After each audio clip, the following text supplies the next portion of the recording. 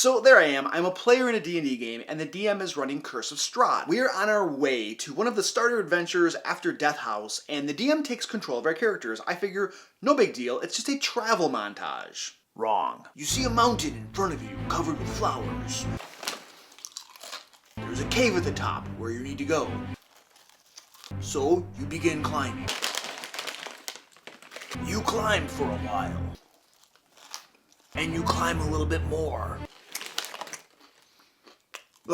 Everybody make dexterity saves to avoid falling down the mountain.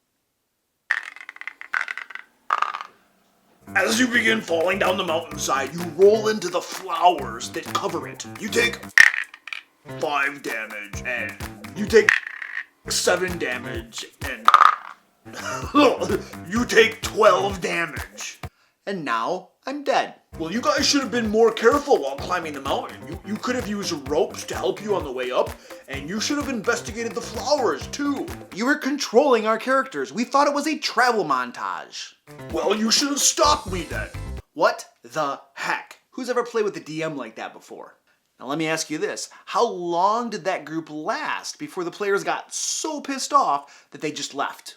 Now my group, the one that this happened in, lasted about 5 sessions before it imploded. But before it did, all of the players, including me, figured out that this DM liked to screw us over, so we got really good at watching our butts. Here's another cool story from that group. This is from Death House. So our group had gone back to the good old days, not really, of using a 10-foot pole to poke every 5-foot section of the dungeon around us. Why?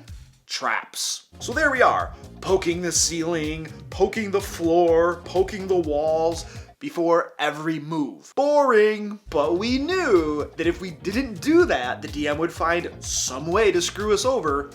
So there we were. Now traps are a thing, and I'm not saying that traps in and of themselves are a DM screw job. However, we knew our DM. We knew that he would take any trap and turn it into a DM screw job. Context was everything. All right, so we get to this room, and there is, I think, a bed in there and a trunk, and our pole tapper is tapping every square like she was supposed to be doing, and then finally we go up to the trunk to open it, and then bam! Ghouls or zombies or something like that break through the thin plaster of the wall to attack us. And the pole tapper is like, dude, I tapped everything. I tapped that part of the wall. Don't you think I would have noticed something? Maybe the plaster moving inward or something like that? Nope, nothing. Now roll initiative and quit whining. I mean, come on. It's like no matter what we do, no matter what precautions we take, he's gonna find some way to give us the good old DM screw job. Oh, and did I mention that in 5 sessions we TPK'd twice?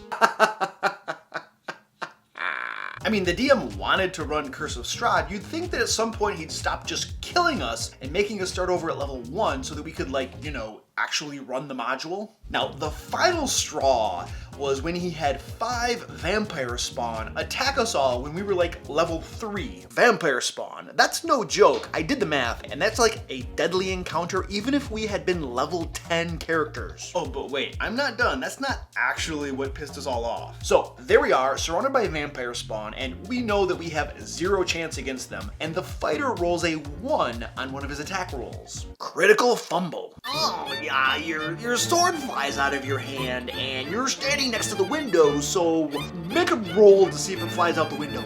And that's when my friend lost it, like completely lost it. So while he and the DM were arguing about things, I calmly collected my things up, walked out to my car, and drove away. About 2 weeks later, DM emails us all, "Oh, sorry about the last session, guys. Wanna give it another go?" Alright, what was the point of this video? Me pissing and moaning because some mean DM didn't treat me like a special snowflake? Nope. Point is, to all dungeon masters out there, if you want to run an awesome game that keeps your players coming back for more, don't be a weighing rod. Don't constantly be looking for ways to screw your players over. Be nice to them. Make the game fun for them. Now, I'm not saying that's the only component to running a great game, but man, it sure helps. Check out the D&D supplements that I've published over on DriveThruRPG, link in the description. Let me know down in the comments about a DM screwjob that you had the privilege of being a part of. If you like this video, hit the thumbs up button and consider subscribing. Until next time, let's play D&D.